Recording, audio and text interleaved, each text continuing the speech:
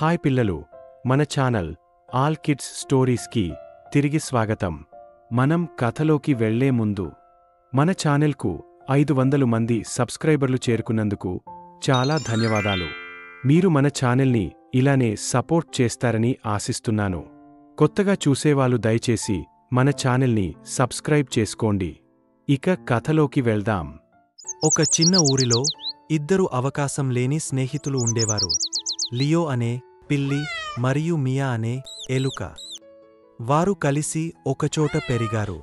మరియు వారి సహజ విభేదాలు ఉన్నప్పటికీ వారు కలిసి ఆడుకోవడానికి ఇష్టపడేవారు. ఒకరోజు దాగుడుమూతలు ఆడుకుంటుండగా లియో పొరపాటున ఒక కుండను తట్టాడు. పక్కనే ఉన్న క్రోధ స్వభావం గల ముసలి కుక్కను లేపాడు. కుక్క బిగ్గరగా అరుస్తూ వారిని వెంబడించింది. మియా చిర్రుబుర్రులాడుతూ, మనము ఇప్పుడు ఏం చేద్దాం లియో అని అన్నాడు. లియో త్వరగా ఆలోచిస్తూ ఇలా అన్నాడు, మనం కలిసి పని చేద్దాం. నేను కుక్క దృష్టి మరల్చివేస్తాను మరియు మీరు దాకోవడానికి సురక్షితమైన స్థలాన్ని కనిపెట్టండి.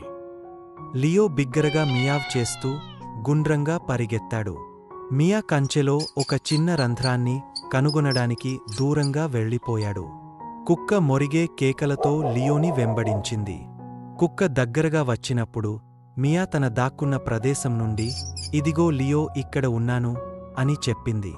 లియో రంధ్రానికి దూసుకెళ్లాడు మరియు వారిద్దరూ కుక్క నుండి సమయానికి తప్పించుకున్నాయి. వారు సురక్షితం అయ్యాక ఇద్దరూ నవ్వుకున్నారు. ఆ రోజు నుండి వారు ఎల్లప్పుడూ ఒకరినొకరు చూసుకుంటామని హామీ ఇచ్చుకున్నారు.